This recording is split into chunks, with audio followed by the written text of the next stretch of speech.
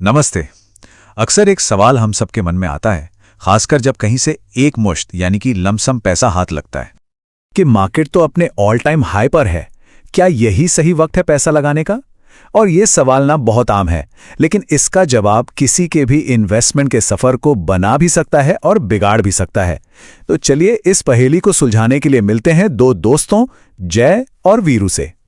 तो कहानी में पहले आते हैं जय। जय जो मार्केट की हरियाली देखकर, मतलब जब मार्केट ऊपर जा रहा होता है तो थोड़े ज्यादा ही जोश में आ जाते हैं।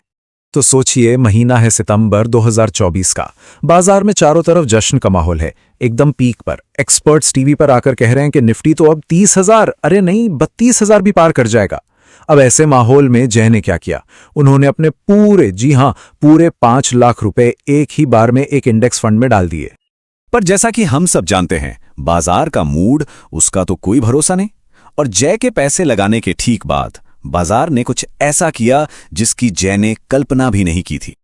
जय के निवेश करते ही मार्केट ने यू टर्न ले लिया और धड़ाम से नीचे आने लगा। पहले गिरा 23,000 तक और फिर गिरते गिरते अप्रैल 2025 तक ये 22,000 पे आकर रुका। अब जरा सोचिए, जय की हालत। अपनी मेहनत की कमाई को इस तरह घटते हुए देखकर उनके तो सच में पसीने छूट गए, रातों की नींद हराम हो गई।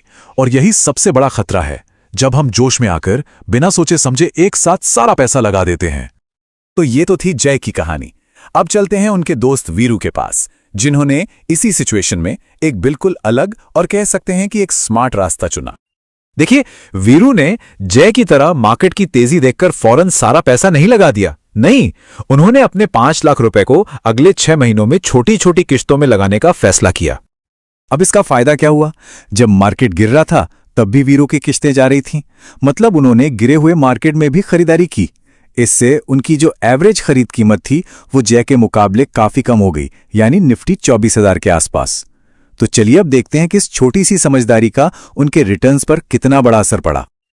ये देखिए, फर्क एकदम साफ है।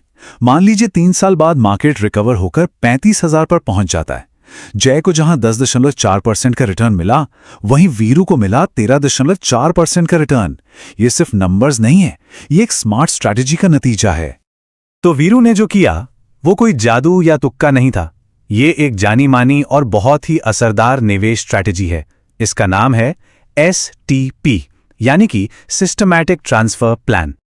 सिंपल भाषा में समझें तो STP एक ऐसा तरीका है जिसमें एक मुश्त रकम को पहले एक कम जोखिम वाले फंड में डाला जाता है और फिर वहां से सिस्टमैटिक तरीके से, यानी हर हफ्ते या हर महीने, एक फिक्स्ड अमाउंट पसंदीदा इक्विटी फंड में अपने आप ट्रांसफर होता रहता है।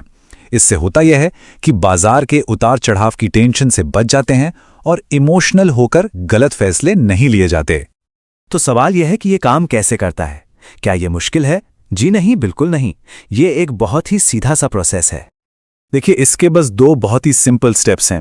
स्टेप 1, अपना पूरा पैसा, जो भी लमसम अमाउंट है, उसे बैंक से निकालकर एक लिक्विड म्यूचुअल फंड में पार्क कर दीजिए। स्टेप 2, फिर एक STP मैंडेट सेट कर दीजिए ताकि उस लिक्विड फंड से ऑटोमेटिकली एक तय रकम चुने हुए इक्विटी फंड में, चाहे हफ्ते में या महीने में, ट्रांसफर होती रहे। बस। हाँ, अब यहां एक सवाल जरूर मन में आ सकता है, भाई ये लिक्विड फंड का चक्कर क्यों?